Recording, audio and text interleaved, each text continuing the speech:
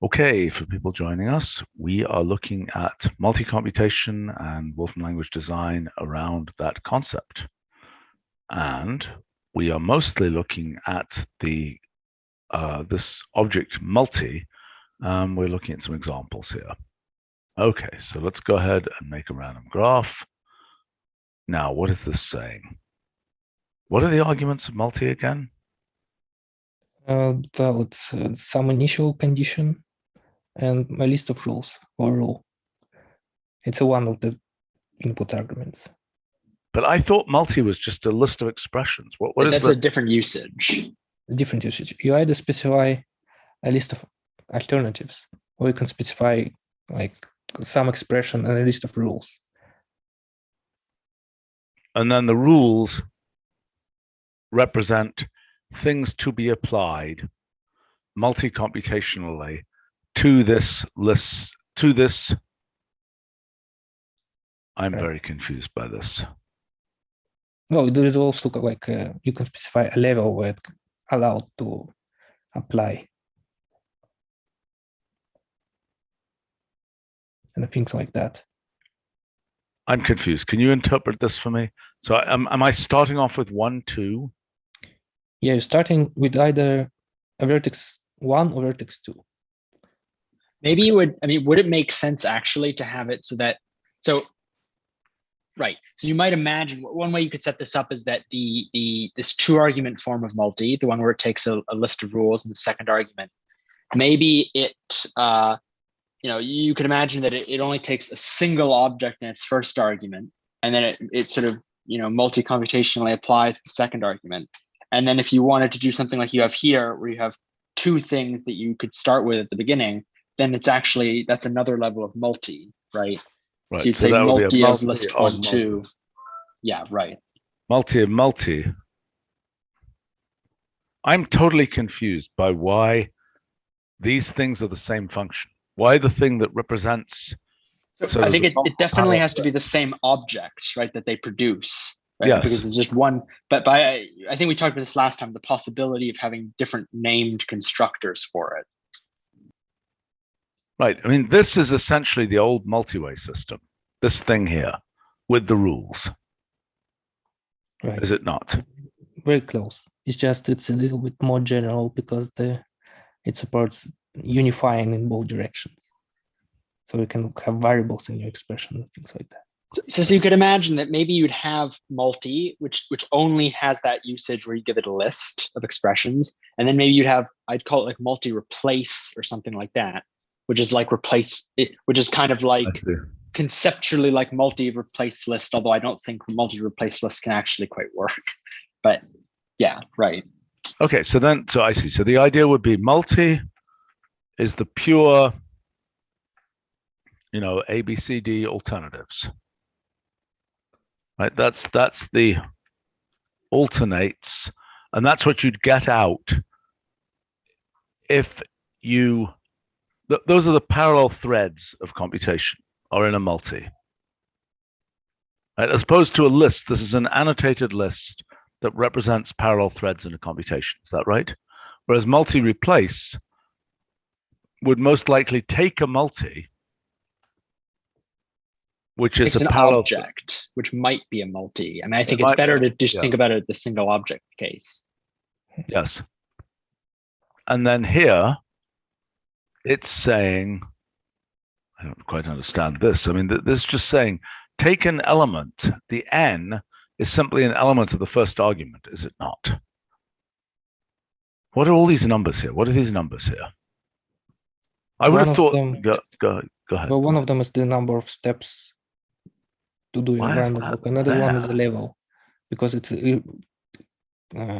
so the multi is returning a multi-object, and then graph and everything after that is sub-values for that multi-object. Yeah. I also like to think of the multi itself, some kind of encapsulation of all non-determinism that you can think of. I'm really confused here. I don't understand why we're not dealing with, there is ultimately a constructor. So multi is ultimately a lazy object, if I'm understanding correctly. So if I said this, multi-replace nest or something, because that's what it essentially is. You're doing this multi-replace nestedly n times. Well, 2 times in this case. Well, graph is kind of already the same. It's when you construct a graph, your edges are generated lazily. It's like you have a generator of edges in a breadth-first search manner. You just have an initial condition and a list of rules. You try to apply them in all possible ways to generate your transitions, and you can do it multiple times. Yeah, I understand, but I don't understand the syntax. So try running it without the open bracket graph, etc. Right. This maybe relates to another issue that we talked about before, though, which is what the idea of having an outer. Okay, imagine a summary box, right? Yeah. But I mean the thing we talked about before about having an outer wrapper so that multi doesn't eat everything. Yes. So what happened to that? Where are our notes? Okay. We feel like we're starting from scratch. I want to see last week's notes. Where are they? In Dropbox. Do you want to see the notes from the meeting, my notes, or do you want to see your notes? I want to see what I wrote. So in the Dropbox folder, there's SW notes.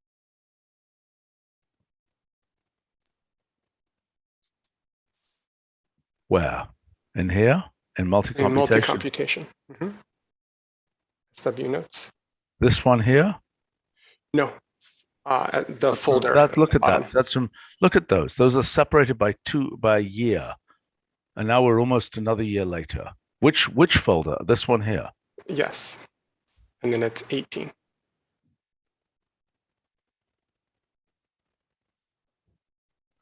Okay. Can you remind me what we were doing here before we go back?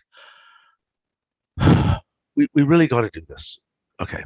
Can somebody go through what we had previously? Okay. So here we had the concept of a multi.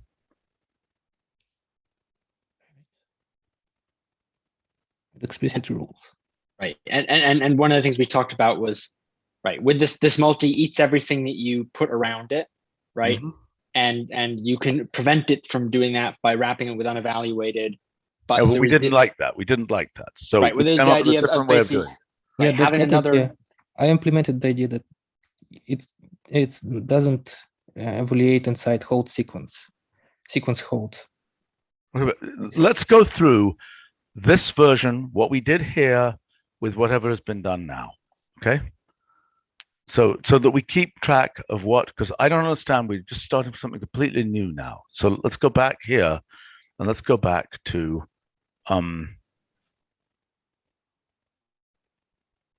I think the multi we're seeing right now is very similar to the one we saw last time, isn't it? I mean, it's basically the same thing.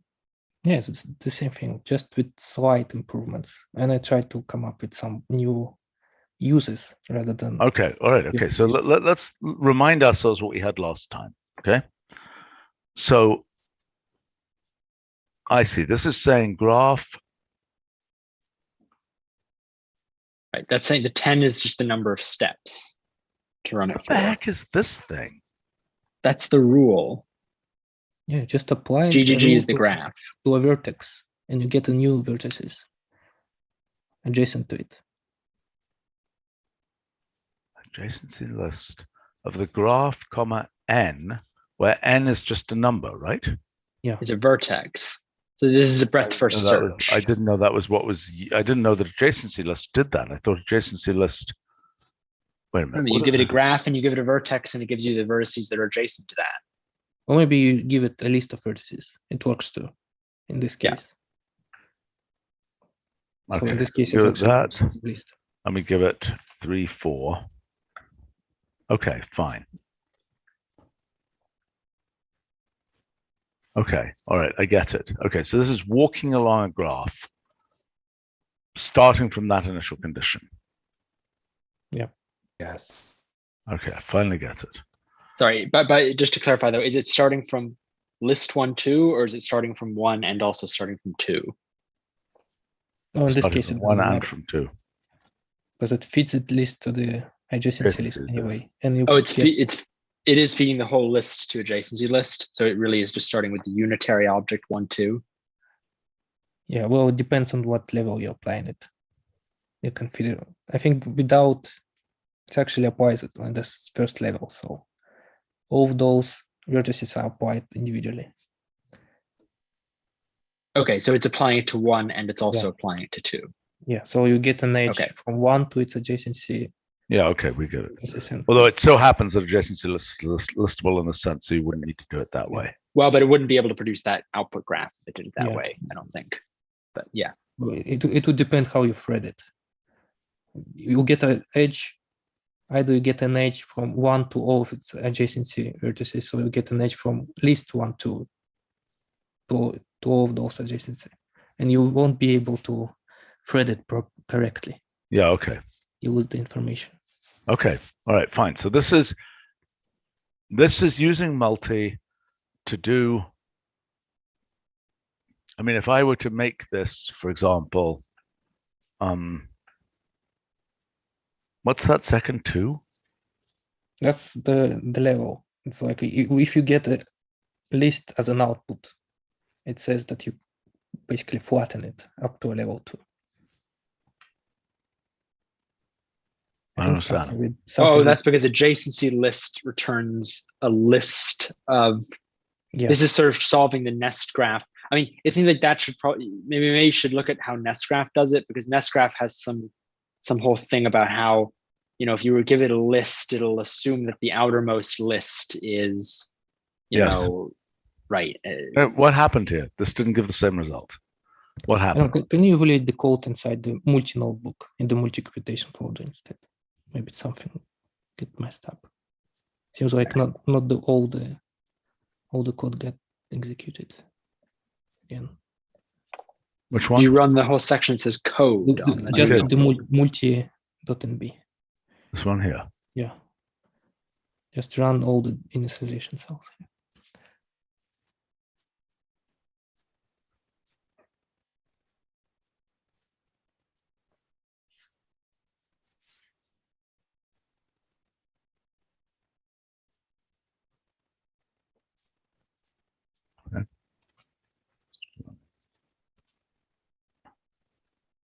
Okay, let's try this again. Okay, I don't understand. I know.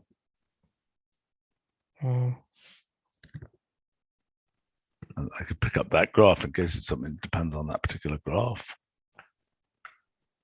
No, it's like it's just multi doesn't work at all. Even the boxes for it. So that's what something, maybe a new session, start from scratch.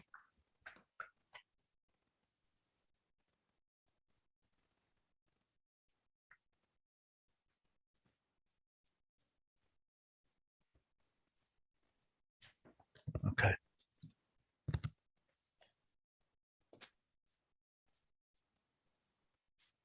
Okay. All right. So anyway, this example is supposed to be showing us a breadth first traversal. Is that correct? Yes. What version are you running? Or something of not a prototype, just the usual one. Well, but you're running 13.1, not 13.0, correct? I'm pretty sure both of them should work. It's just. Well, they're not, so. Okay, well, maybe we can just look at the. We know what it's supposed to return. Yes, but I'm trying to understand what the point of this example is. The point of this example is you have a bunch of walkers walking around this graph. Is that correct? In parallel. Is that the correct takeaway? Well, not exactly in parallel, just in breadth first search. You get your rule says how to generate new edges, and that's it. Right, conceptually in parallel, but not with parallel map, if you know what I mean. No, I understand, but conceptually in parallel, that's what we're dealing with multi in general. It's conceptually in parallel. You start from those two nodes, and then in parallel, you walk to every successive node where you do it twice here, right? Yep. Am I confused? Right. So I think technically it would be concurrently, but not necessarily in parallel, but yeah. okay. All right. Let's look at completion here. It does seem though, like, I mean, again, I think we talked about this like last time, that it would be useful to have, you know, to change the design a bit. So instead you have some inner thing called multi or something like it, and then you have some outer wrapper that like, effectively what it does, it just stops the multi from eating things, but you can format it and like document it in such a way that really, you know, you have this like outer wrapper that's like non-deterministic evaluation of blah, blah, blah. And then in the blah, blah, blah, that's where you put multis and stuff. And so it's kind of like a framing construct. I don't know. I think there would be. I think that's right. Yes. Yeah. Nick, what do you think about that? I think that there are many alternatives, and I'm not sure yet what is the best design, because there is not much use cases yet to be explored. All right. Okay. So, by the way, I gather that you've been spending some time fixing find equational proof. Is that right? In a way. And this is also provides this new source of rules that you can get for the multi-computation. But the find equational proof thing, what you've done is you've made the proof functions be correct. Is that right? Yeah, that too. Yeah. So the proof function is correct for the critical pi-lemmas, and also dig deep in the Waldmeister code and also explore how completion works and how can you make interface around it. And it's not going to work for you because it's going to require another version for the Waldmeister, another build, and stuff like that. But I have this interface around it that just makes a completion. So you provide it with a bunch of axioms, like axiomatic Fourier group axioms.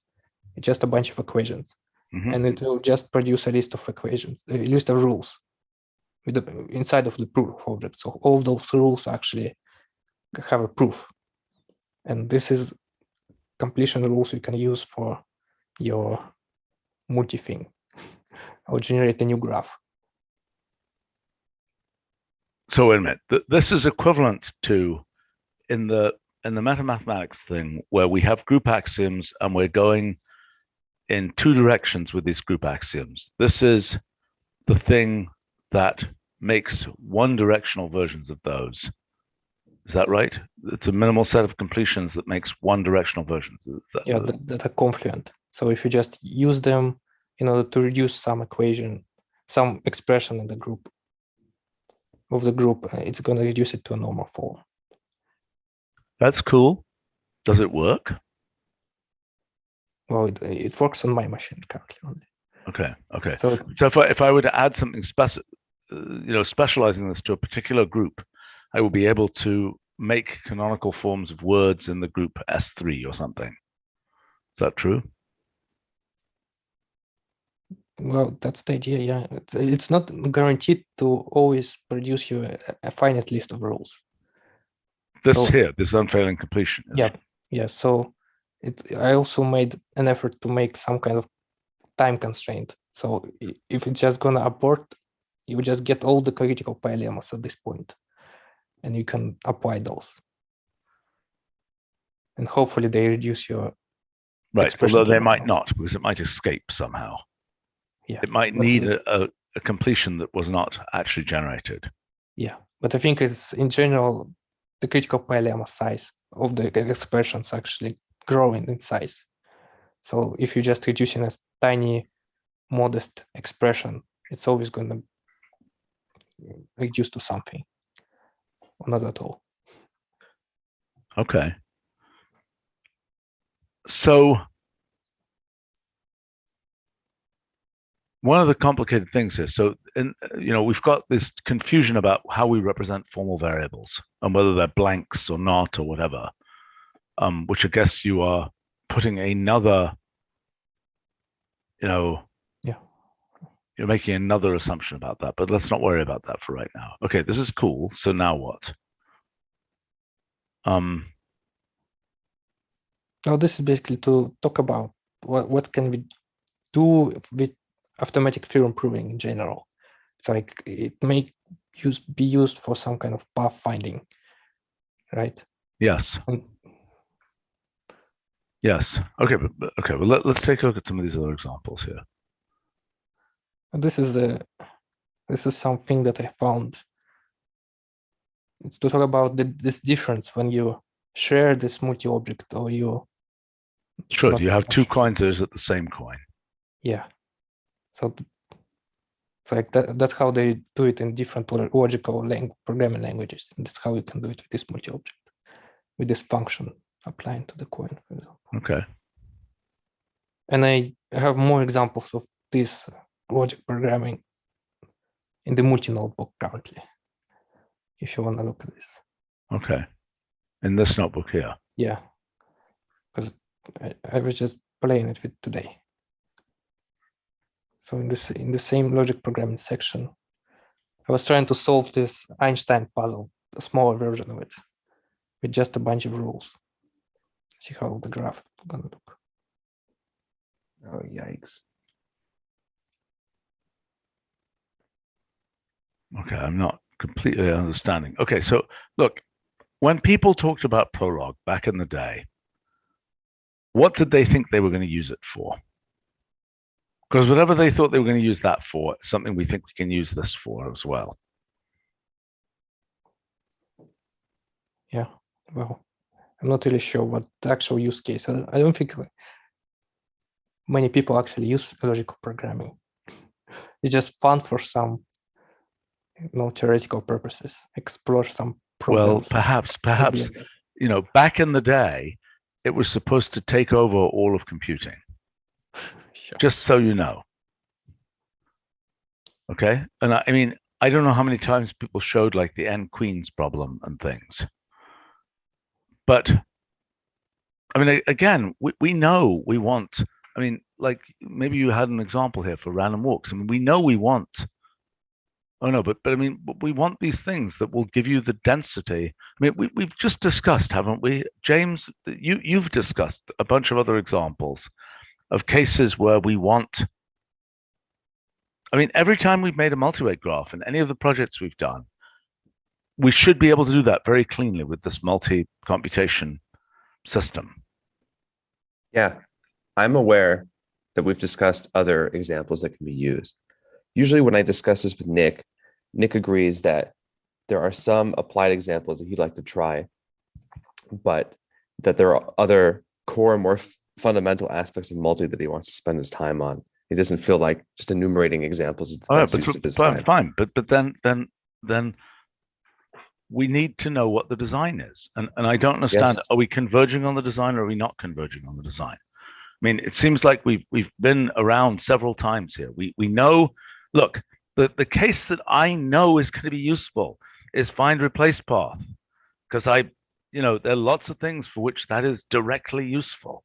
So let's make sure that we can easily do that with this, with this setup. Can we?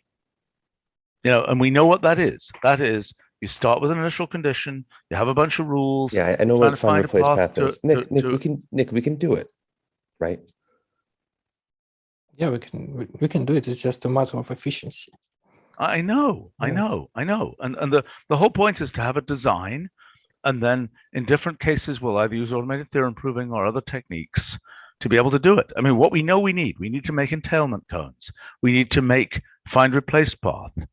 We need to be able to make, we've enumerated these. I mean, many of the things that are in Multiway System already are things we know we need. We need to make the whole graph. We need to make the subgraphs based on, we need to, the path. We need to make the look, all those steps are clear, right? Okay. Those, so but you asked before you started listing those applications or the kinds of graphs or functions that we can emulate or produce with multi. And there's still these fundamental design questions. And I also share. Which are what? Well, yeah. I mean, so that's what we need to get a list of. For right now, so Nick, I mean, last time we discussed this, you wanted to probe some of these questions further, but in this agenda notebook, these are mostly applications.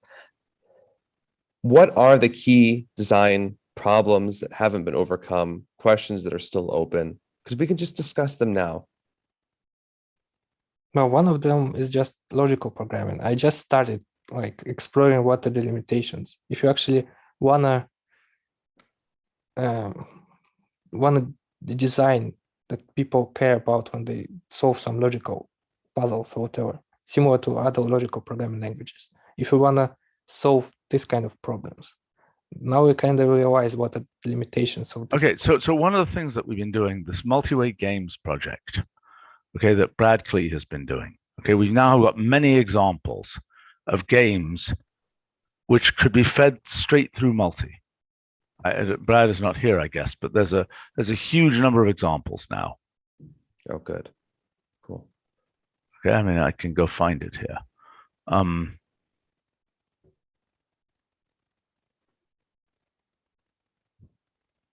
Just all of those examples are simple multi-way application. Have an initial condition applied in all possible ways. And there's nothing new there. I know, but we need, I mean, I don't know whether, hopefully those are straightforward, although they have many details. See what I'm saying? I mean, I don't know, there's new ones here. I haven't seen them yet. But yeah, I think most of these are essentially entailment cones, standard multi-way graphs, nest graph, something close to nest graphs, and others are, you know, finding a particular output, branch hill graphs, the usual stuff. Right? The fact that we've already got versions of these is not a reason, you know, that what we're trying to do now is to clean those things up so that we have nice, good functions for those. Makes sense. So there's the question of functionality that can be produced using multi. And then there are the deeper design questions. I mean, just a few minutes ago, for instance, Stephen, you and Christopher, you're making these suggestions about, you know, wrappers that can be applied. And Nick is saying he's not sure. And he thinks that there might be other alternatives. I mean, those are fundamental design questions. Can we please just try and air those today?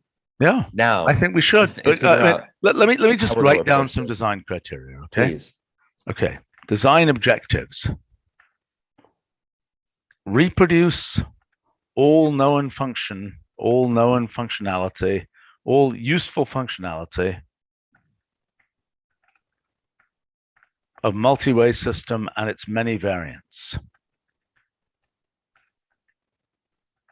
Okay, so that's one objective, right? Is to go through all of those, and but that's not the first thing that will be done, though, right? No, that's what we have to check from a design point of view. Anything, sure, you know, reproduce, find replace path. Okay, what else from a design point of view? I think the other thing we want to do is interaction with evaluation graph. That was the other thing we want to do, where we're understanding how to get, you know, how to do multi-way evaluation. That was the next big thing. But these seem like applications of multi. No. They all inform the design of multi. Okay, this particular thing. But what are the open questions in terms of the actual guts of multi that still need to be figured out? Well, okay, I don't know. Hold on. Because whenever I discuss the applications of multi with Nick suggests that there are deeper questions that have to be resolved before. Okay, so what are they? Well, exactly. Okay, Nick, what are the deeper gut level aspects of multi that still need to be figured out? I don't know. We just take the first bullet point here about the reproducing the multi-way system. It's like, what exactly the reproducing thing is there? Do you want to reproduce all the causal branch graphs for all the type of systems that it supports currently? Well, all useful functionality. I don't know. Some of them may never have been used. Okay, but yes, we're going to want to look, just like we have token event graphs, we have all these kinds of things. We need to be able to that includes, token event graphs, et cetera, et cetera, et cetera. We're trying to make something which takes all of that stuff that we've built and, just streamline the design and get functions that can actually be built into the language. But again, the thing that what started this whole effort, there are other design issues. We also talked about, and side projects / designs. Another one is manipulation of pattern expressions. Because that's relevant to completions, unification rather, things like that. Right? That right now, e.g. for two-way rules. Does that make sense? Yeah. I mean, it seems like we already have established that there's going to be this object, or there's going to be some head called multi, and it's going to represent all these kinds of things. And the real question is just how you construct them and how you query them. Yes. Okay. Right? This represents multiple threads of computation in some way. Right. And it might be explicit, it might be lazy, there might be an infinite number of threads, whatever. Yeah. Right. And so, for example, examples of operations, and I thought we already listed these, things like, generate the graph, the multi-way graph. Yeah. Or one generate of 5 different graphs. Yes. Generate a graph representing multi-way system, some multi-way system. Another would be essentially, does the output contain some desired thing, e.g. satisfiability? You mean search? Yeah, I mean search. Right. It is equivalent to like when people do things with non-deterministic Turing machines. Yeah. Does the output ever contain this desired thing? Okay. Then there are other ones we already listed, which are things like find the largest thing by criterion X in the collection. Okay, these are not the design goals that I'm hoping we'll be listing. As you mentioned, Stephen, we've discussed these before already, and they haven't been done. They haven't been done. I know, right? So we need to do them. That's not my point. The point is they haven't been done, presumably because there's some obstacle that's so what's the obstacle? Exactly. Okay, so that we need to identify those and list them so that we can start keeping track of if we're making progress on them or not. Well, I know it. So I don't understand the obstacle. I thought we had a design that had some questions about it, but we had a basic design, didn't we? Well, obviously the authority on the obstacle is going to be Nick because he's the one. Yes, I know. So Nick. Bro, it's pretty hard. No, I started this object with just one idea. It's like, would it be cool to have this thing that just bubbles up and makes everything non-deterministic? Yes. Okay, so now where are you getting stuck? That's my question. Or are you not in fact stuck? Is it just a matter of that it's hard and it takes more time? It's unclear what to do next. It's like I have a bunch of ways to generate, to traverse this object, right? But I don't understand. Is it unclear because there are too many things to do, or because there aren't enough things to do? Maybe not enough. It's like some of the things are pretty clear what to do, but not clear what the design should be. It's like I can make a graph. What else can you want? What else do you want? We made this list multiple times. For example, does the output contain a desired thing? Well, if you have a graph, you just No, but you can do it more efficiently than by generating a graph. Yes. And of course, also, you don't know how far you'll have to look, right? I mean, you may have to look. Yes, much further. Yeah. Find the path to a given thing, which is otherwise known as theorem proving. Yeah, so you want to make it just more efficient. No, I want a design Well- for all these things, but at first can be totally inefficient, just so we have a design, so we know how to represent all these kinds of queries. Because I don't know yet whether these queries should be, properties of multi, I'm not sure they should be, or actual functions that you apply to multi. Right. I mean, it seems like basically there are, right, conceptually, most of these things you can get from the graph, because the graph at some level, represents the same information that you have in the multi, although, I mean, not quite obviously, but it's close. But the point is that, both for convenience and for efficiency, it's much better to have dedicated functions for doing these things as opposed, or dedicated mechanisms for doing these as opposed to generating the graph and then querying the graph. Because, I mean, for also, example, all there your are even trivial things like if you just want to know if some vertex is included, you need to set the settings when you generate the graph so that you don't generate multi edges, if you know what I mean. Like you don't have a multi graph.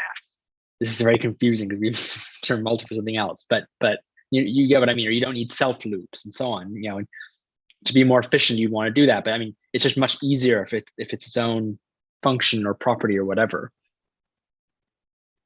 Well, to be Yeah, clear, go when I ahead. say to generate a graph, and not always mean that the actual graph is generated. It's just you have a generator of edges, but you may as well don't build a graph. You just use the right-hand side of those edges, okay, to traverse them and look for properties in there.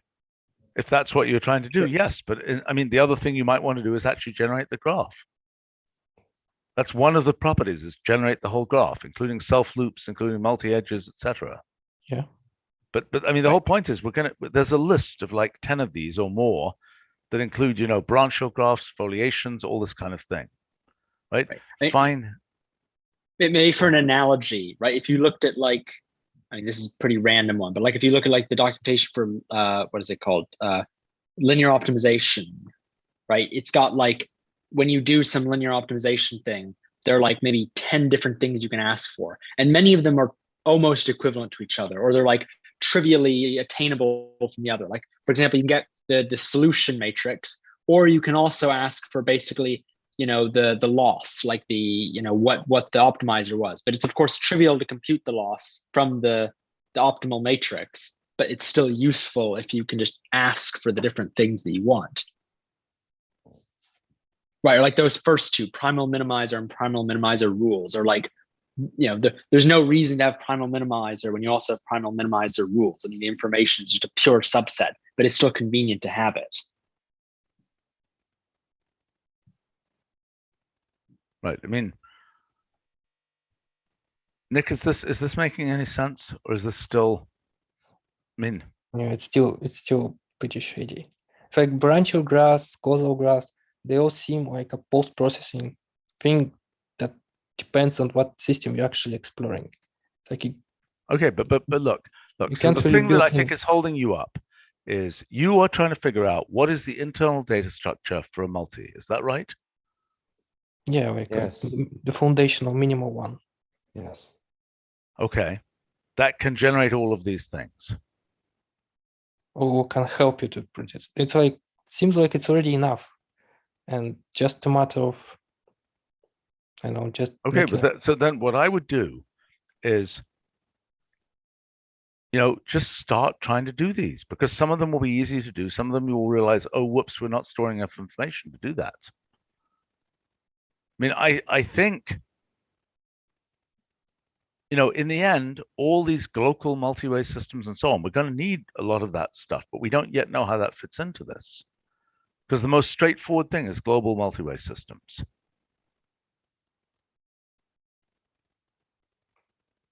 I mean, okay, I'm trying to understand, is the thing that's holding you up, you don't know what's inside multi, that will then be exposed with different properties? Is that the issue, or is that a different issue? well, not sure. It's like if I had a very clear objective, that would be much Okay, easy. I'm giving you objectives here. Reproduce all useful functionality of multi-way system. Okay, that's an objective. Multi-way system is a and its relatives. right? That's So an by objective. that, you mean, though, that multi-way system, I mean, there's two parts to that. One part is multi-way system has many constructors for like different types of multi-way systems. Yes, that's right. That's one thing. The second thing, which is probably the more immediately doable thing where the design is more obvious, is it has many properties that you can ask for, like the state graph or the branch-shell graph or the whatever graph. Yes. And I should add, there are some things like the event branchial graphs that I've asked around and I'm pretty confident no one has used. Right. Right. Well, it might still be worth. Yeah, fine. Right. I mean, maybe it's not worth getting every. There are a lot of properties, but I mean, oh my God, there are a lot of properties. I know. But- And one of the points is these properties were invented. This was a research function, okay? And things were done both in terms of the internal code and its efficiency and the way things were exposed for research. Now what we want to do is take what we've learned from that and make a sleek, thing that has, consistent naming, efficient implementation, that, this function, the fact that we have a combinator multi-way system, or maybe it's called multi-way combinator system, and so on, that's a separate function from this, is just not the way it should be. But it was done that way correctly in the research phase. Does that make sense? I mean, like the way the multi-way system is specified here with, like this is all fine, but not what we should ultimately be using.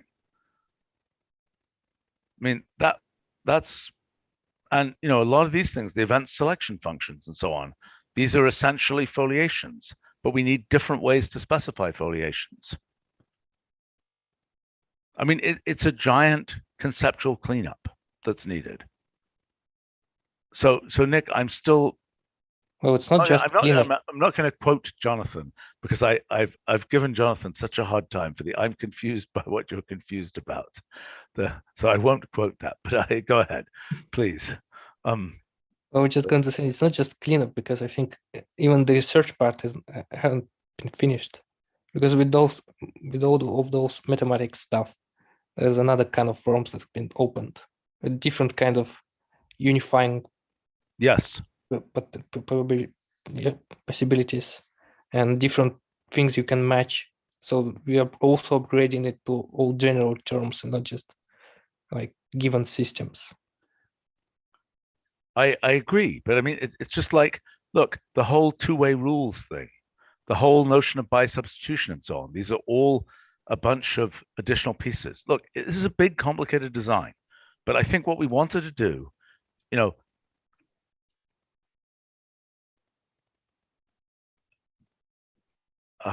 yeah, I mean, if it's not obvious how to go forward with this design, I mean, I guess, yeah. I mean, do we have this complete list with all the stuff that we learned from the mathematics project, all the different kinds of graphs, all the different kinds of replacements and so on? Have we at least made that list? I mean, these lists have been enumerated several times during these live streams. They've been enumerated several times during the live streams. And then, Nick, when we discuss it, it usually seems as though there's something more fundamental that is the subject, is the object of your attention, such that you don't want to start doing these examples. There's something else you want to figure out. No, we haven't discussed it for a while, but maybe I have a better idea now. Huh? You mean a better idea of what's wanted, or you just had a new idea about how multi should work? No, just what just wanted. What is just right. wanted? I mean, I think that, but let's look at the sort of the shining. Okay, I just want to say that the thing that I really see as being the real objective here is, how do we take the language, as represented with all these, again, let's review the roadmap. We're trying to make these trace graphs. Okay. For our ordinary evaluation, it's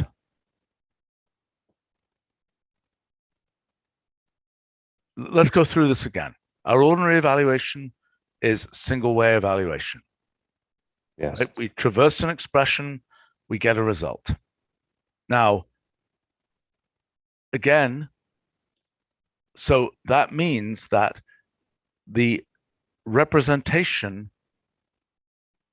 Okay, so wait a minute. I'm now again getting confused. There is a representation of the traverse an expression and get a result, which is the evaluation graphs that Ian has shown examples of. That I was calling it trace graph. Can you? I mean, it's in 13.1. It's in the trees context. Okay. All right. So we've got this trace graph thing. Now, the goal is, imagine that we go multi-way with the trace graph. Okay. Then all the things that we imagined over here about things we could do with multi-computation, because again, reminder, with ordinary single-way computation, the thing we are primarily interested in is the answer. Now, there are different forms of computation, like the ones that we need for, I don't know, reinforcement learning or something like that, where perhaps that's not even a good example, but there are cases where we don't just, or dynamic even, where we don't just want the answer, right? Those are different uses of computation. Does that make sense? Or for debugging or tracing, we don't just want the answer. We want to see, even for single-way computation, we want to see the path by which we get there. Sure. Does that make sense? Yes. Okay. So then the goal is, what if we could be running on many CPUs and we could go multi-computational? That is, if this is what we've discussed previously, if instead of our usual evaluator, we have a multi-evaluator, that instead of, you know, a particular transformation being done, there's a list of 3 transformations that could be done. Sure. And we go multi-way on all of that. Then the goal is, at that point, it's not useful to say, what's the answer? Because there isn't just an answer. And then we have to make use of all these things we've discussed, of branchial graphs and all these kinds of logic programming kinds of things. They're all relevant at that point because there isn't just the answer. Yeah. But the goal, the original goal was to try to understand, in a situation where there isn't just a single the answer, what are the appropriate language constructs to deal with that case? So for example, the things we're listing here would be, what we would do is we would just have, you know, we would expect to have a, you know, a multi-evaluate, okay, which is what we've discussed many times, which in which, or something like that, in which there are, at various stages, there are multis that, I don't know, I don't even know, you know, again, we've been through this various times, but I mean, something like, you know, n goes to multi n plus 1, n plus 2, maybe, would be an example of something where you're saying that in that computation, in that evaluation, that's a place where you have a branch into multiple threads. And then the goal is to be able to insert that anywhere in our evaluator. And to be able to see its consequences, you know, the most basic you know, the most basic consequences would be things like, is there a path to this? Can you get to that? You know, the probabilistic programming, what's the distribution of, you know, what's the... How many paths are there? Can you get a path of this length, et cetera, et cetera? Yes, Yeah. and many of those things, I believe, will be a family of 10 or 20 functions that are the core functions of multi-computation. Just as we can say replace, nest, function application, and so on, these are the core functions of single-way computation. So similarly, I think there are core functions of multi-way computation, and the not very easy project is to kind of find all of those. Right? Not to implement them, just to find them. No. With implementation. that might not initially be efficient implementation in all cases. I mean, we're never going to know what's reasonable unless we implement it. So what I'm saying is, like if you take, what should it look like? I mean, all the stuff we've done, multi-way, systems with numbers, all that kind of thing, a lot of that was done with the multi-way system function. But what would be the minimal way to deal with those kinds of things? Just using multi and using, whatever this object is, the computation object, the multi-computation object that comes out from lazily, because again, our usual computations are not lazy because we expect they will be finite and we want to get the answer from them, right? These ones have to be lazy because, well, for two reasons. One, because, I mean, maybe they may have multiple answers, so it's not obvious what you would give as the answer. And also, a large part of the story of what's useful in almost every case is the graph by which you get to answers, not just the answer itself. I mean, look, those are the two things that are different. With trace graph, we're saying we don't just care about the answer, we care about how you get there. Just like in automated theorem proving, we don't just care about sort of, whether such and such an expression is true. We also want to know how you get there. Is this making sense? I mean, as a high level program, it makes complete sense, right? I know, and it has to be broken down, I guess, into pieces that. But Nick, I think you've managed to come up. Okay, even this thing about pattern manipulation is something we know we need, right? That's a component we know we need. Yeah, like a bunch of things like canonicalizing, unifying those, right? Exactly. Including the very difficult thing that you've done about generating these completions. I mean, that's a part of that story. Yeah, that's in progress. Right. So I mean, that's a definite piece to this. I think the piece that is important here is, I mean, look, okay. I have not seen to the end of what the design should be with multi and all the pieces around it. Okay, I think the right thing to do here is to start building the things that we're describing here, even if,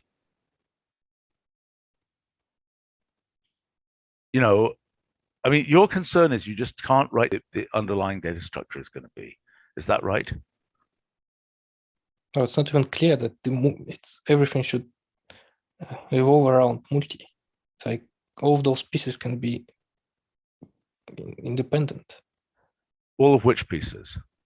It's like find the path, branch your graph. It's like it shouldn't be just one thing that produces them. No, I agree. That's why I said I think there are 10 to 20 functions, which are the generic functions, just like, length, depth, whatever. Those are functions of expressions. Similarly, I don't know, all kinds of things are the generic functions of ordinary computation. What we're looking for is the generic functions of multicomputation.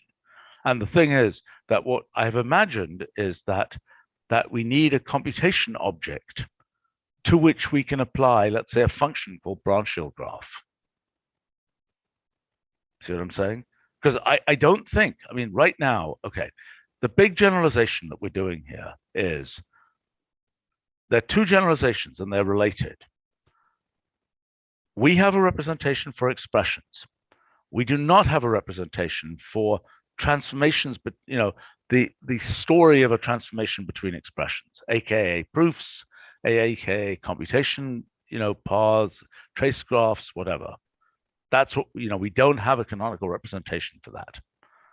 Then the next level of that is when we go beyond that and we go to the multi version of that, we can hopefully use essentially the same representation as the full history included representation for the single way computation. Does that make sense? Kind of, but lazily, in a way. Right. Right. That's what I'm saying. I'm saying I think the right thing to do is to have a thing that specifies, here's a computation that we want to specify the computation. We get a lazy computation object out. And then, well, just like, a sparse array or something, you don't actually know how many zeros and ones it put down anywhere. You can just ask it for, the determinant of the sparse array or something, and it magically does something inside that hopefully doesn't actually explicitly generate the million by million matrix. This is the same thing. You ask it for the branch hill graph at level 7, with this flat foliation. Boom, it generates it for you. What did it do inside? Did it have to go to level 9 in some places, et cetera, et cetera, et cetera? We don't know. All we know is that we asked it for the branch hill graph at level 7 and it gave it to us. Does that make sense? No, yeah. That's example, kind of. It still need to generate a graph. It's unclear how to just make it more efficient than that. I understand. So the thing to do is start by generating the graph.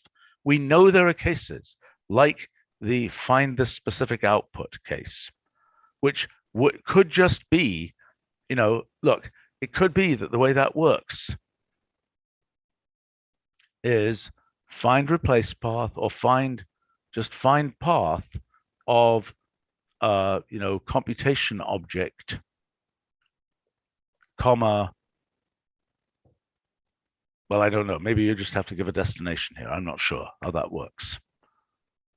Okay, or find shortest path or whatever. It could be that the computation object is, that computation object is as if it is its evaluation graph for purposes of find shortest path, for instance. Right. And then I don't know exactly what that returns. I mean, that's what we have to work out, is whether that just returns a list of things on the path, whether it returns the graph fragment, whether it returns a highlighted graph. I don't know what that returns. Well, for the case when I have an equational version of finding a path, which is not that far from just a general one that uses automatic theorem prover. Just Right. It can return just a path and its justification. It's like what axiom you're applying, what orientation at what position. Exactly. But the point is that's not what an ordinary path. Okay, an ordinary path from a graph, for example, just gives you the list of vertices. It's thought to be self-evident how to go from one to the next, because in fact, there has to be an edge in the edge list of the graph that goes from one to the next. But in the case of replacements, it is not so obvious how you get from one to the next if it's a replacement. And what it has to do is another thing we've discussed previously, which is this representation of how a replacement got done. In fact, you've even got that function, Nick. You've got a lovely function for doing this that gives the details of how the replacement got done. Right? Yeah, it uses an equational path. So it's not just rules, the two-way rules, basically. So no, but you've got a different thing, which is your multi-replace, which says, here's the, given an expression and given a rule, here are the ways that you can apply that expression, that rule to this expression, and where does it apply, and so on. Sure. Yeah, you just can nest this multi-replace. And well, that's essentially what multi does when you give it a rule. It just nests this multi-replace with all its information in the middle. So all of those edges are tagged with all the necessary information. Exactly. And then, you should be able to get the token event graph out of this, et cetera, et cetera, et cetera. I mean, I suspect that we should have functions. I mean, I think these concepts are strong enough that I think it's not a bad idea to have functions called things like, token event graph, branch hill graph. I mean, why not? We've been using these for multiple years now, and they're really quite robust concepts, I think. We already have those. What's that? We already have those. But Like not in a decent design. I mean, sure. I mean, we have those as properties into multi-way graph thing, where we have, 18 different kinds of multi-way graphs that, Jonathan has correctly generated for 18 different research projects. Okay, the goal here is to have one unified thing where we can, where we learn from what we've done, and try and make a unified design. Well, the causal graph is interesting. I would happily discuss how would one make a unified design for that. I have some ideas, but good. Yeah, good. I mean, listen, Nick, the reason that we were proceeding in this direction is because you've already invented a whole bunch of stuff here that seems like it is exactly the raw material needed to execute all of this. But I think, I mean, at the minimal level, just knowing how to take all the stuff we did in the mathematics piece and make that nice, clean code that's very simple, that already will be very useful. But I think as we do that, we're going to learn other generalizations, unifications, etc.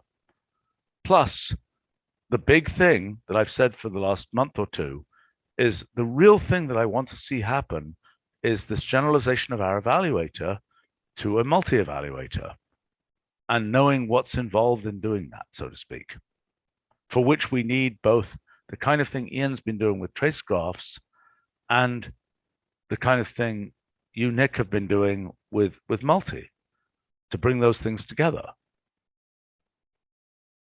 Yeah, well, that's completely unclear how to do. Where's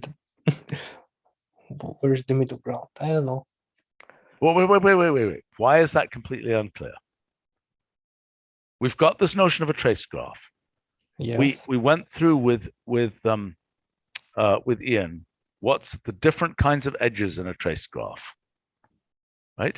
Those edges are time-like edges, space-like edges, basically. Now what we've got to do as we add multi to that is to add branch-like edges to the trace graph. But does it mean we have to? How do you actually do that? You modify the evaluator itself, or you make your own from scratch? We'll have to make our own from scratch for now. I mean, this is a prelude to actually doing that for the evaluator. And to actually do that for the evaluator, we're going to want to make it so that it can actually run concurrently, which we think, the compiler will, for example, help with, and so on. I mean, this is complicated, seriously complicated. But I think the first step is to do it in a, the first step is to get it working with pure replacements, where everything is just a transformation rule specified explicitly as a replacement. It's a different thing, which Ian has worked on for trace graph to deal with down code and so on, as well as the down values stuff. Ian, do you have any comments on this? I don't think that I yet see a way that the trace graph ties in with these branchial graphs, because I think most of the detail that you see here is not actually corresponding to things in the multi-framework. It's just it's not visualizing a particular evaluation sequence. Yes, a particular evaluation sequence. The whole point is, if there was a different evaluation sequence, think about it coming out of the page. Okay, a different evaluation. Well, I think you're thinking like, well, multi is like maybe you can traverse the expression in different ways. No, I'm thinking there are two rules that can be used, A or B, and there is a branch for A and a branch for B. And right now, all that our evaluator does is pick the first one that applies and go with it. Okay, the multi version of that picks both of them. Well, I kind of had an idea of just, well, the rule version already exists. Can you open 13.1 and run trace graph real quick so I can illustrate something.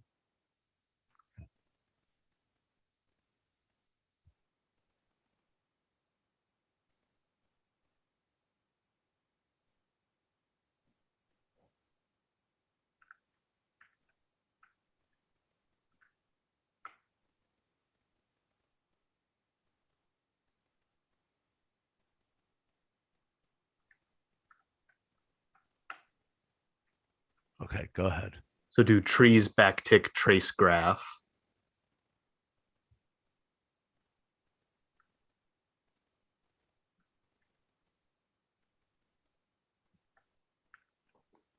And then copy out that code from the expression tree example. This here, the whole Just the inside of the trace. is that going to set a global variable? Mm-hmm. I don't like that.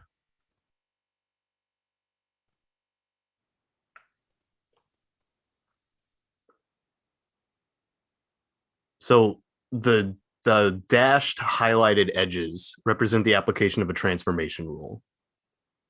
That is the step that you're mentioning now about you could have Exactly. different replacements applied there, or you could have the same replacement applied in different positions. Exactly. And my point is, branch like my point is literally everything else in this graph is just an implementation detail of the evaluator that I don't think has any general relevance. I don't understand that comment.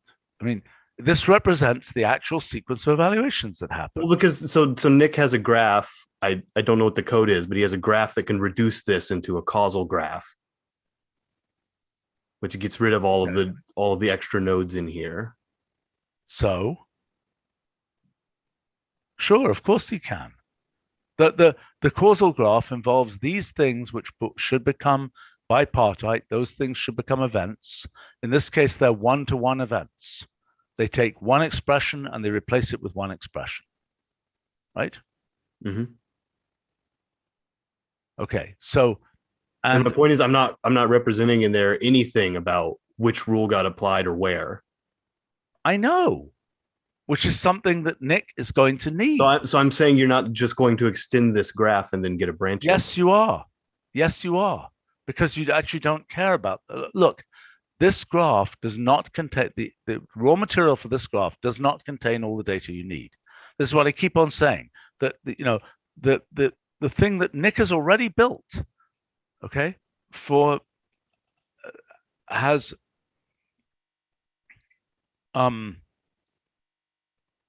okay, Nick has much more heavily instrumented replacement rules, for example, which is what you need.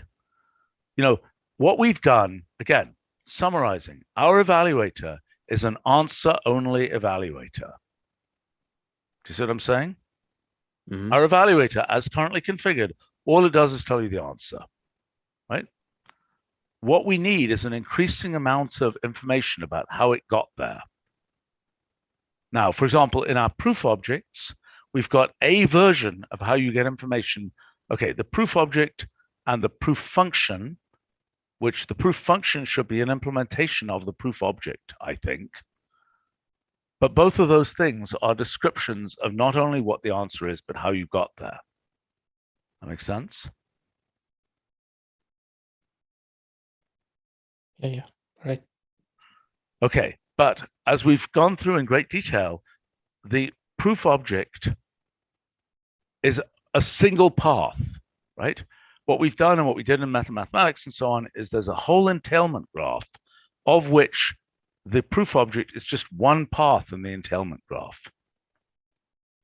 So the goal here in this picture would be to represent not just the evaluator in its single path, but the multi-evaluator in which essentially every one of those events doesn't just have one possible output. There can be multiple events that can take place and they can have different outputs. Or in terms of this picture, you're essentially going out of the page and you're showing that in addition to this dotted line here, there's another possible dotted line that will be a different evaluation. Does that make sense? Right. And I'm saying that all of the other edges don't have an analog in general, because those are edges that just represent the implementation of the evaluator. That's not true. They have, yes. Okay, listen. This is the difference between these global multi-way graphs, the local, global, et cetera. This is the exact issue. It's the same issue that we have with the physics project with space-time versus et cetera, is each of these pieces is a piece of an expression. One thing we can do is say we go whole state of the universe to whole state of the universe. There's an analog here, although it's a little bit more complicated because of this tree-like structure. But we can also say many of those sub-expressions don't change when you just make an evaluation over here in this corner. Am I making sense? I mean, so the nodes in this graph need not be sub-expressions. They just are arbitrary subsidiary evaluations. I know. And so that's just an implementation detail about the replacement rule itself, which says this replacement rule works in such a way that it has subsidiary evaluations. Yes, but what I Nick has understand. just works with arbitrary. It's like this much more general thing already. You can give it any rule. Look, we're trying to take our evaluator and make it a multi-evaluator. Our evaluator does specific things. You could imagine a different evaluator that does other things. But what we're trying to do is take the formalism that Nick is generating and apply it to this case. Now, I would like to see how we generalize what we're doing, just like we can think of our evaluator as applying transformation rules, right? It doesn't remember where it applied them. It just applies them. It tells you the answer. It doesn't remember, it only does one path of them. It doesn't do transformation rules in all possible places. It just does one sequence of them. Right? The goal is to represent the case where transformation rules could be applied wherever they apply in parallel. Does that make sense? Right. I mean, I understand that generally. I don't understand it with trace graph. I don't either. Trace graph is an example of a representation of single way evaluation. We need a generalization of trace graph that would work for multi-computation. Right? I don't think the trace graph in the case of downcode is the best example, because downcode, as opposed to replacement rules, when it is dominated by downcode is something where we have to go into the innards of the system to make that multi-computational. Whereas it's a little bit more obvious going from replace to replace list, how we make rules be multi-computational. See what I'm saying?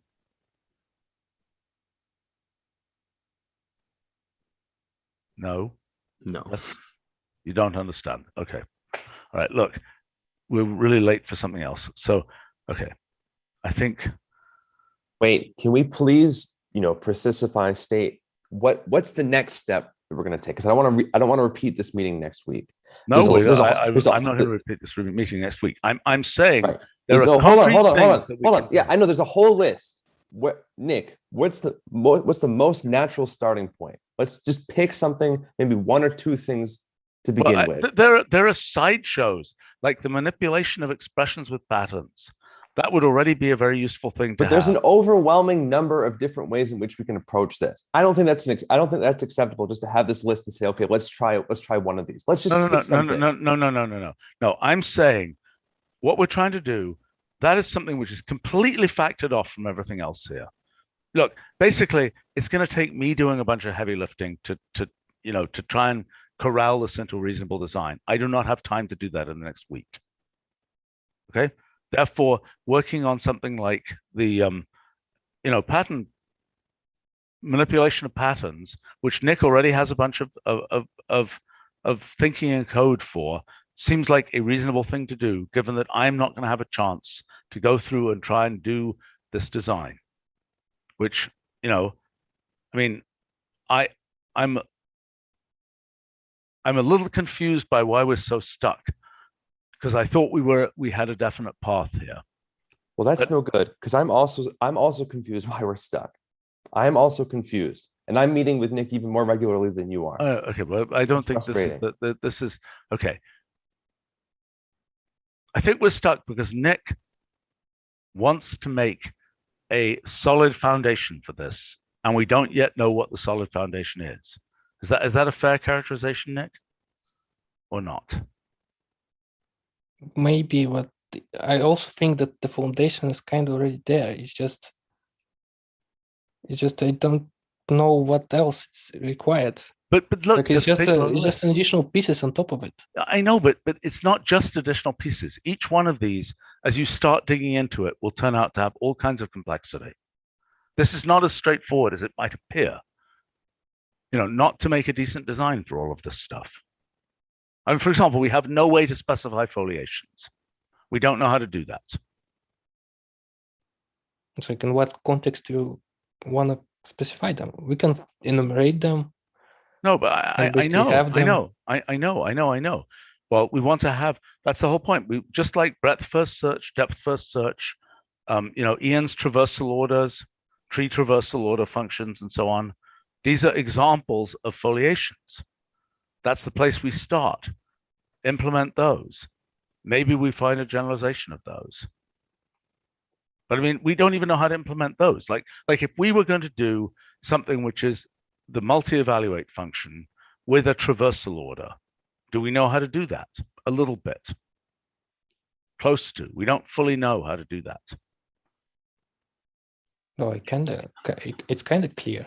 If Okay, you have a good. generator of a graph, you can also specify some strategy how you would want to traverse it, even before you actually generate it fully. Excellent. Then that's what we need. And it needs to, that's, look, the things we need for find replace path are a rule-based graph generator. Rules for generating a multi-way graph. And you're saying, which is not obvious to me, that you can also specify sort of foliation rules in the same way. Great, if that's the case. It's not totally obvious to me how to do that. Oh, I haven't said that. Not the foliation. The traversal order and foliation, they're not the Aren't same. quite the same thing. Right. Okay. So, okay, fine. But I mean, so that's a thing. But yeah, but then we've got all these things here and others that we've listed before of things that you should be able to do from this computation object. And again, the thing to do first is implement them inefficiently. And if you can implement one efficiently, great, using theorem proving or whatever else. If they all have to be inefficient, where it's just generating the graph up to the point it needs the graph, so be it for the time being, just so we can work out the design. Does that make sense? Kind of. Well, okay, what the next thing you want to see next? I want to see a version of Multiway System done with multi or something like that, that involves, 5 or 10 functions that are clean general functions, and that inner thing is able to work with combinators and strings and this and Turing machines, et cetera, in a reasonable way. That would be what I would like to see. And, just cleaning that part up. Okay, what if I just focus on the causal graph part of it first? Because I think that's the most challenging. Well, okay, my strategy wouldn't be to start with the most challenging part. No, because any other thing is kind of clear how you do it. Well, then do it. Then do it. Just because not because just I don't make it think it will clear. be as as simple as you think it will be. I think it's going to have. I think there are going to be a lot of issues, and I think we should. But by all means, if you look, do the states type stuff, heading for the causal graph, and see. I think you're going to find that there are complexities in the states case as well, and there are things which right now are all kinds of funky options, all kinds of things. The event decomposition functions and all that kind of stuff that are in the current multi-way system that should be unnecessary. They should all simplify to something involving multi. I don't see it yet. Maybe you can already see it. Well, I can see it because each event, each replacement has Yep. some information, and all the necessary information to generate causality from this. It's how those are related. Exactly. Like, if Yes. there's some position, then that position tells you whether those events are causally connected or not. Yes. No, I agree. I agree. So look, why don't you try to implement it to the point where you get to causal graphs, but you will get other things on the way, rather than just a causal graph where we're not going to understand what we have. Well, the states graph, we already have a states graph. It's just if you just query graph property from the multi, that's the states graph. Okay, fine. I don't Fine. think it's, But okay, but how do I do find replace path? That's what I'm asking. I keep on asking the same thing. How do I do find replace path for, let's say, a numerical multi-way system? How do I find the number 11 in a multi-way, in a numerical multi-way system? You know, n goes to n plus 2, n plus 3. well, just right now there's no way to do it, but it's as simple as just takes this H generator and stop when you find your desired pattern. Well, except that we would like to make it so that it can use theorem proving, and isn't that inefficient? Well, if you want to make a use of theorem proving, you have to make it at least equational or think of it ordering, so that you kind of fix the order of your equation somehow. Well, Then, but that's then a it's foliation. already. Then it's already kind of working. You just Okay, take well, find but equation. okay, but kind of working versus you can tell me exactly what to type to solve the particular problem I just gave you. I mean, look, you know, we know that you can do that by saying,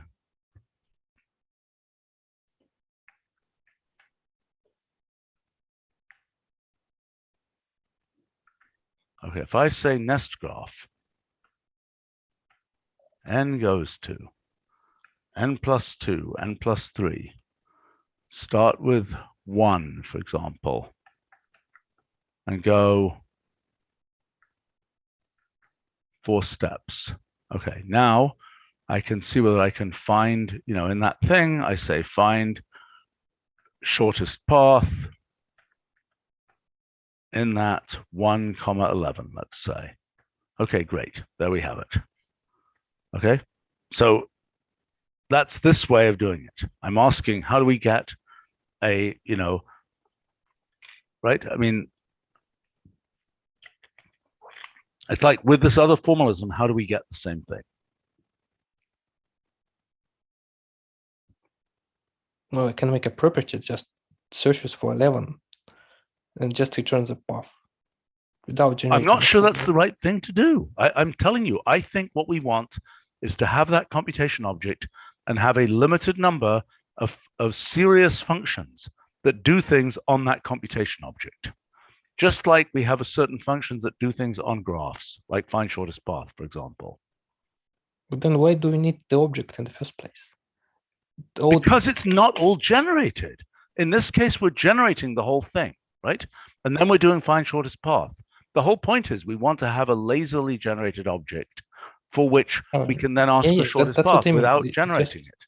It's just the object itself is just a holder for your rules. So you can regenerate whatever it's generating inside of it.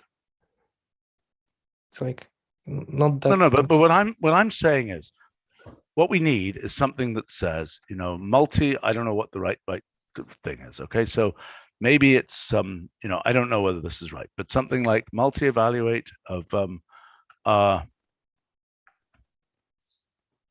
this goes to multi n plus 2, n plus 3. Okay, then that's, you know, starting with 1. And that's it. That says multi-evaluate. That says we're just going to do it. We're going to keep doing this until we reach a fixed point, which in this case will never reach a fixed point. Am I making sense? So then we say something like, I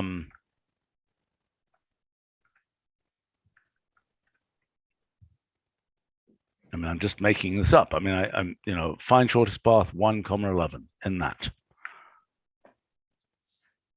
And so the way that would work is this thing returns a lazy object, which find shortest path is overloaded to deal with, just like it deals with graphs. That would be my concept, something like that. Is that crazy? Yeah. A little bit. Tell me I'm why. not sure how the n to multi of blah blah blah. I'm not sure if that can work, but I mean, it's defining. This is defining. Look, this is the equivalent of the evaluator. Okay. This isn't necessarily the right way to state it. Okay. That think about that as fixed point. Okay. That's fixed point where this goes. I'm just going to. This isn't quite right because it's the graph version of this, but it's going to be fixed point of this. That's what multi-evaluator is doing there, is like a fixed point, except that that does not terminate. right. And also the multi-evaluate acts like that unevaluated that prevents the multi from expanding forever. Well, I think right? This thing returns a lazy object. Right. Yeah, fine. That hasn't done any evaluation at all. It's only when find shortest path hits it that it says, oh, I need to go and set this up as theorem proving and go find that path. Right. That returns the multi-object. I'm just saying it's equivalent. I mean, in terms of implementation, this is almost identical to what already exists, except that this multi-evaluate thing is here, which serves the same purpose that unevaluated did in some of the earlier examples that Nick had. Yeah, probably so. I mean, I think Nick has already built a lot of this. I'm just saying that it has to be packaged in such a way that, Nick, does this packaging make sense to you?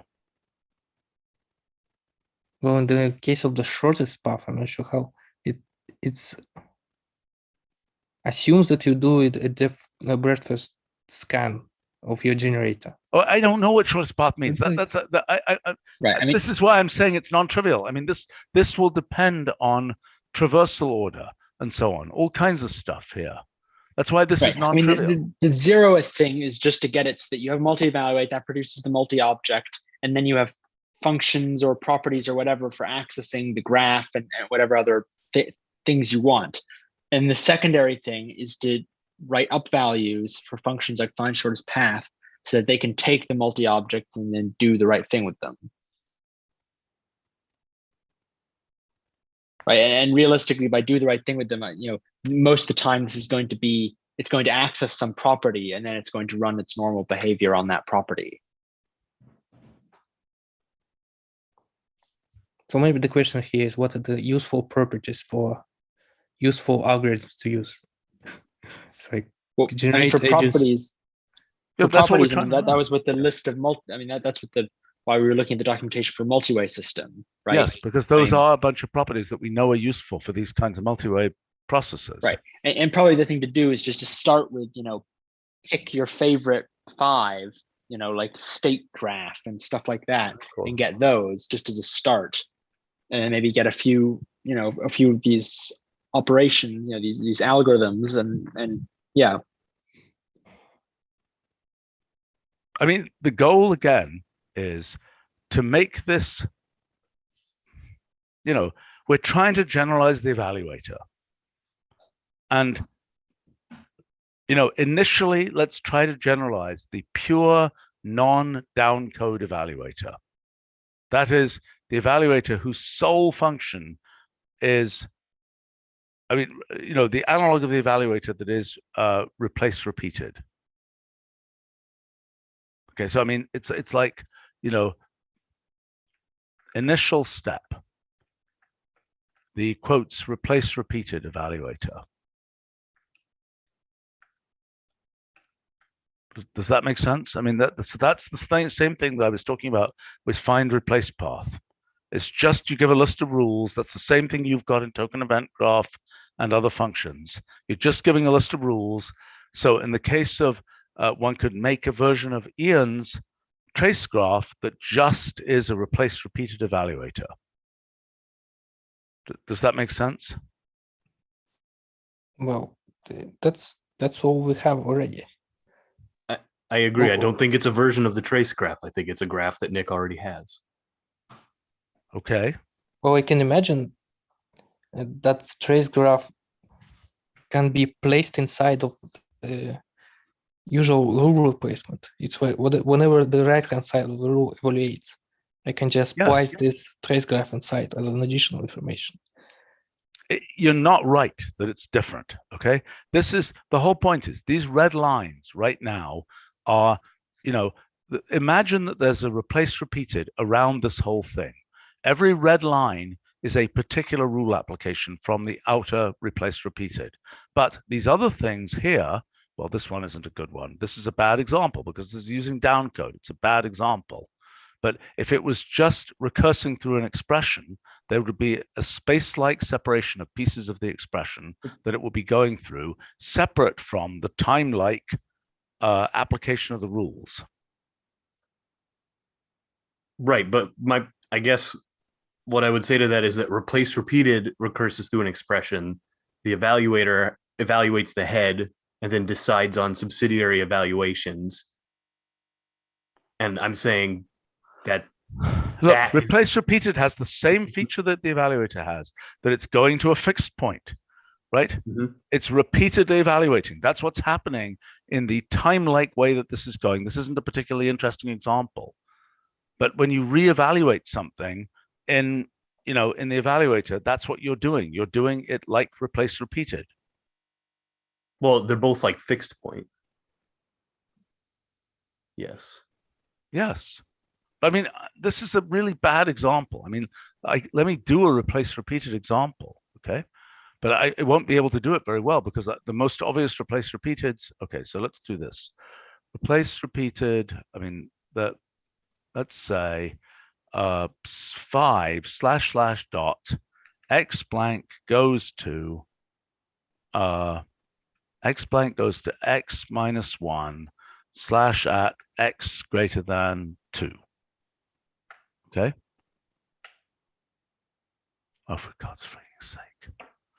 That does terminate, right? Am I going crazy? That terminates, right? What's happening there? Need rule delayed. Okay.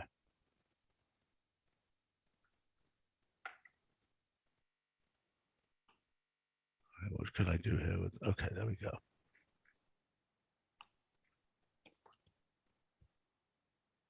All right, I don't quite understand how this is doing. Okay, this is doing it in a rather confusing way because it's using downcode.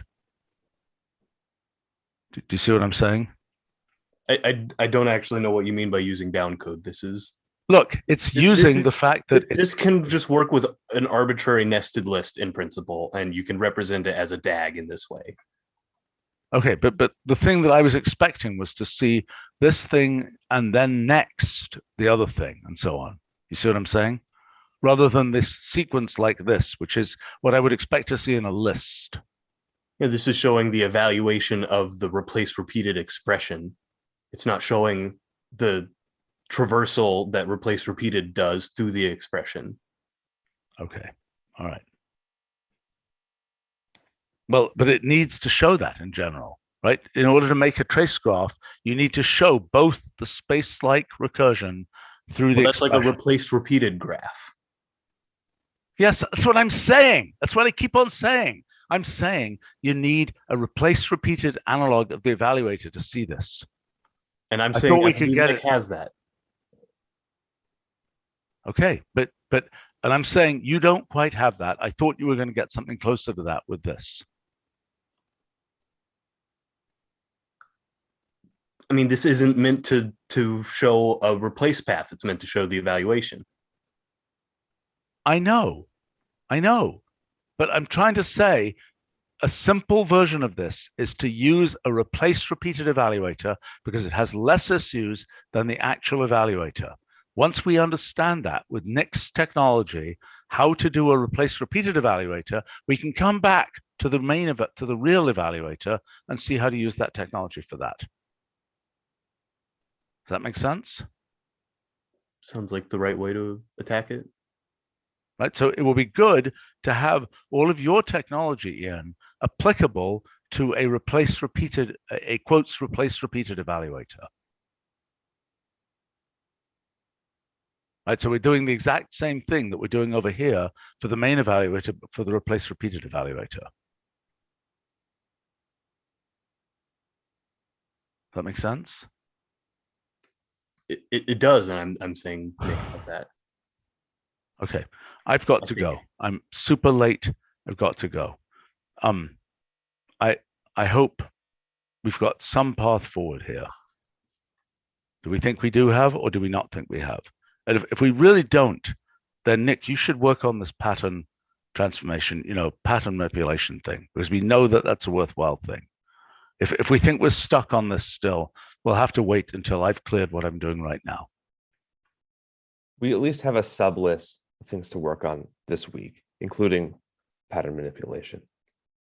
Let's see Sure, I can start. progress we can make with that sub list. I think, Nick, I think you're going to find this is going to be great. I don't quite know what's blocking you, and I'm concerned because I think that means there's probably some big problem here that I'm not seeing. Well, maybe nothing was blocking me. I was just doing some side quest into automatic theorem prover instead. Okay, all right, fine. Okay, terrific, which is very good, by the way.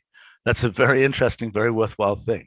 Okay, well, so maybe this meeting was a null meeting because we already had this list. Okay, gotta go.